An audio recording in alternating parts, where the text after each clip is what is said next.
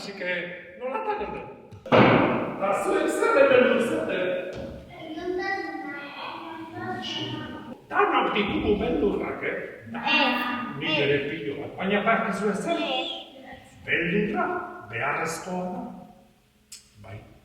Beldurra da dugun beste emozio bat. Haserrea bezala.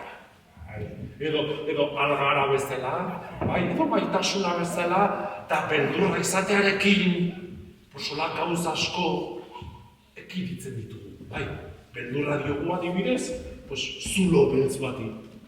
Beldurra dugu eta ez gaxatzen. Beldurrik izango ezpagen. Ni txikia nintzenean zue bezala, 5-6 urte, hemen Antxon agertu zan derrepente, haur bat, umezurtza zan. Umezurtza. Eta kaletik ibiltzen zan. Ez zuen etxerik ez ezer, desberdina zan. Iuntzarekin atatzen zan kalea eta esaten zuen, ai, eman zerbait pitxi, ai, pitxi. Etzekien ondo hitz egiten eta denari pitxi esaten zuen. Pitxi txampon bat, pitxi zerbait berua, pitxi, ai, pitxi. Eta pitxi esaten zutelako, pitxi ditu zioten. Desberdina zelako, egurra sartzen zioten, baita nik ere. Askotan da motu inaiz. Pitxi, segi hemendik, pitxi, eta estoa ginean berarekin.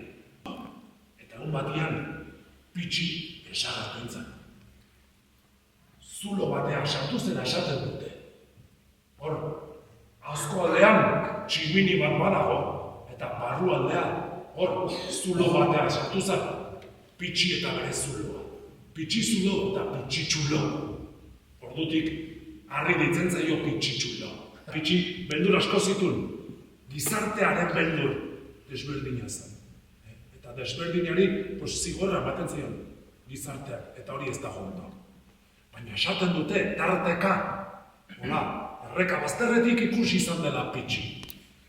Batzuk diote, beldurrak usatzeko gau beltzako egunean, juten dela suaren inguruan, suaren berotasunarekin, bere beldurrak usatzeko.